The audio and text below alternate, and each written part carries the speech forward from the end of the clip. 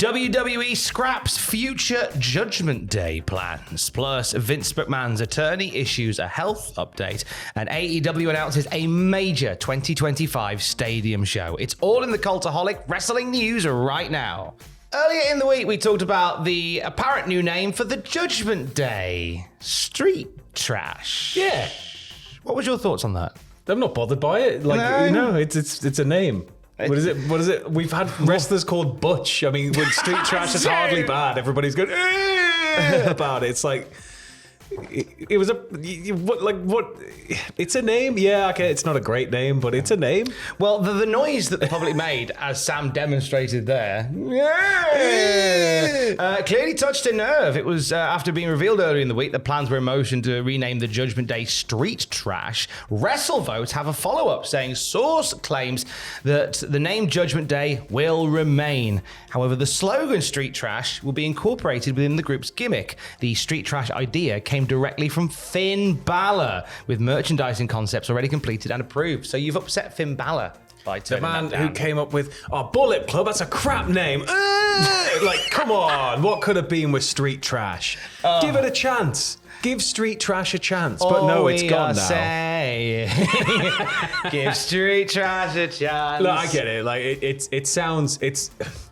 it doesn't sound great. Street Trash sounds like a very weird name, but the fact that it was Balor's idea has me intrigued now, and now I want to see what it could have been. We're maybe going to probably see repurposed merchandise, I guess, if there's merchandise already signed off. If it's getting incorporated into it, it's just Judgment Day bracket Street Trash. But it's sort of, I get it, the name was a bit crap, but at the same time, it's going to be one of those what ifs for me now. Yeah. What if we had Street Trash? What if we did have Street Trash? All coming down with a half-chewed cigar, little bit grubby. They should come out, like enter through bins. One of them's dressed as a discarded crisp packet. Could have been so good. One of them's like a half-crushed can of whatever's sponsor is this week. Wheatley's American Vodka Spritzers or gin and juice. Yeah. Stepping over broken bits of Wheatley's It's vodka. just 4 stage hands with bins full of garbage that they just quickly hurl out on the stage for them to walk past. Amazing. But no, Oscar the Grouch could have been an honorary member. I'm intrigued by it, and now we're never going to really see it. So well done all of you for ruining it. Thanks, you've ruined wrestling again. Street Trash.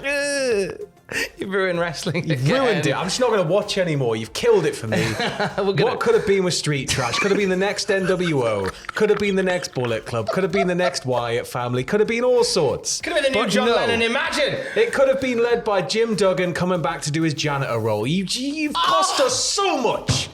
So much. See, now I feel bad for saying it was a rubbish name, because we could have had Jim Duggan. You're part of the problem. Do you know what? Some days I think I am. MJF was right. Now, in other wrestling faction news, PW Insider give us an update on Damage Control, don't they? Yeah, so they're now listed internally as babyfaces on the Raw roster, with PW Insider Elite confirming that. Io Sky, Kairi Sane, and Dakota Kai all shifted to that side within the last week. Asuka currently not listed among them, as she's obviously out rehabbing the knee surgery, and she's currently listed internally on the miscellaneous section, which, to be honest, I think miscellaneous kind of sums Asuka up. It really does. You can't really work out what she wants. She's just that Wolverine character. She moves between wherever she fancies. But I think that in time we'll see if she's going to be part of it on return. It depends how long she's going to be out for, right? Yeah, that was a bit of a question mark over that at the moment. But it does confirm indeed that Damage Control are the good guys now. You could tell that by the way they were beaten up by Shayna Baszler, Sonya Deville, and Zoe Stark. They gave them a bit of a kick in. Just having them. And I think there's a nice babyface return, triumphant comeback for them on the cards. Yeah. I think we're ready to cheer them now. It's nice to see. Yesterday we talked about Vince McMahon. A reporter come out from the Wrestling with the Devil podcast presented by Lee Cole, who's the brother of Tom Cole, who was in the center of the Ring Boy scandal in the early 90s. And he covers a lot of controversial wrestling subjects and goes deep dives into them. But he said that through a mutual friend of his and Linda McMahon's, he'd heard that Vince McMahon's health was in decline. Vince McMahon's lawyer, Jessica Rosenberg, issued a statement to Post Wrestling and WrestleNomics on the matter, saying Vince's health is fine. We have no idea where the rumor that he had health issues came from, but it's not true. I think there was a lot of speculation that this might have eventually been the case anyway, given that, you know, the company was Vince's life for a long time. And it was kind of, well, what's he going to do after he doesn't have anything to do anymore? But again, with the lawyer coming out and confirming it, it apparently appears to be not the case. Not the case at all. AEW had their big announcement yesterday. One of a big announcement they've been teasing for a little while, actually. And it's to do with a big stadium event for next year. What did we hear about, Sam? We heard that All In is definitely coming back to Wembley, didn't we, Tom? We did, but not straight away. Not straight away.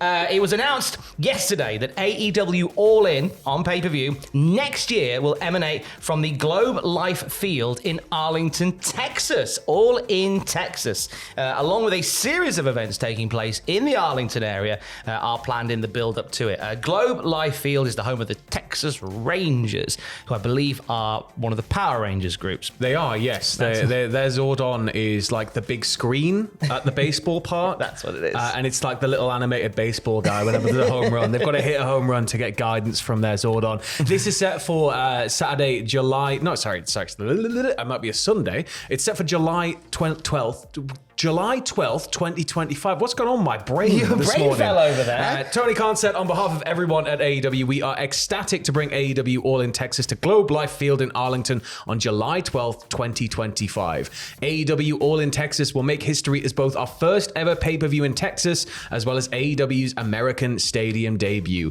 building on the rich legacy of stadium wrestling events held in the US, particularly in the Lone Star State. AEW have been very embedded in Arlington over the last month or so. A summer built at the eSports Stadium where we've been seeing episodes of Collision and Ring of Honor. And it looks like this stadium show, which was rumored, is a thing. A big press conference yesterday taking place, but it also comes at the same time as there is a lot of rumor and innuendo and reports around a show taking place in a stadium in Australia as well. Yeah, so they look to be making more of a global impact, I guess, by going over to Oz. There's certainly a massive wrestling market in Oz, that and generally in Australia, they're crying out for large touring operations to visit because it's on the other end of the world and it's very rare. It's always mental when you see world tour dates, and like Australia, New Zealand, it always takes so long for like bands and for huge things like WWE to get there, for AEW to get there. It's going to be huge for them. Fightful Select say that the deal is one that's been worked on for months, dating back to the genesis of Ring of Honor and Collision's residency in Texas. And at the time, Fightful reported that there was a stadium show in the plans, but talent was kept in the dark about the announcement until it was made publicly, which was done to keep things very close to the vest. Many talent knew they were being brought to Dallas this week, but weren't specifically told what for. And I find that funny where you had Athena, you had Swerve, you had Mercedes Moné all in there for the press announcement. Were they blindfolded in the back of like big black cars before they got there? Where are we going? Just throw them all in a big burlap sack and run off like the Hamburglar. That's how we got them there. But what does that mean for All In here in Blighty? It's been here for the last 2 years, and the Wembley Stadium is going to be once again the home next weekend. Well, Tony Khan says the plan is to do London next week, then go to Texas, and then be back in London in 2026. Which just leaves a massive gaping hole that's already got a load of speculation going, and the hype train is fully a-rolling, because if there's not an event from AEW at Wembley in 2025, and Triple H and Nick Khan came over to speak to Sadiq Khan, who wants WrestleMania in London, what could possibly be held at Wembley Stadium, which has like a 92,000 capacity or something for wrestling next year? What does this mean for WrestleMania? It means hopefully that we're getting bloody WrestleMania. Could one imagine such a crazy thing? Or SummerSlam, but I want WrestleMania, goddammit. Yeah, I feel like it needs to be WrestleMania. Hey, look, that is quite exciting. Yeah. One might salivate on such a thing. It's also going to lead to a lot more tribalism if AEW and WWE are both running Wembley, and people are going to be comparing tickets, and then it's going to be like, but the markets are different. It's tribalism in wrestling fans. No, they all get on. Everybody gets on. They all We're believe all friends. Yeah, they all believe that, you know. They all still think it's real. Exactly. Yeah. Let's not spoil it for them. Next I think week. Triple H is calling Tony Khan at 2 a.m. and just doing prank calls. Yeah. That's Triple H laughing, that is not me.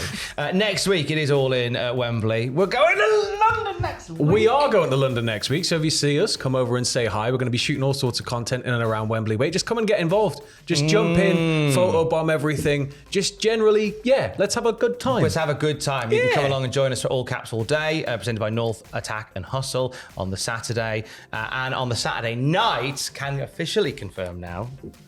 It's a nice cap. Thank you very much. Me and Grado are doing a show!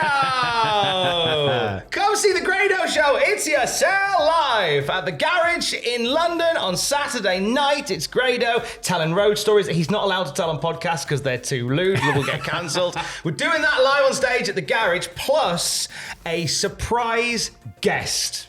That's going to be massive. Mm-hmm. We won't start. Rev Pro got that big show at the Copper Box on the night. We won't start till Rev Pro ends. Done. Yeah. So you have plenty of time to get across town. Get yourselves over. Yes, indeed. Me and Grado had a chat all about it. You can listen to it on the podcast feed this morning. Come see us and come see Sam and I and come see the Cultaholic team as we take over London and complain about the price of beer. And if you see me like huddled over with 5 cigarettes in my mouth, just kind of crying, just come over and just kick me or something. I'll be fine. He's having a lovely time if that's what's happening. And for the latest wrestling news at any time, you can check out cultaholic.com. Stay safe. Love you. Bye.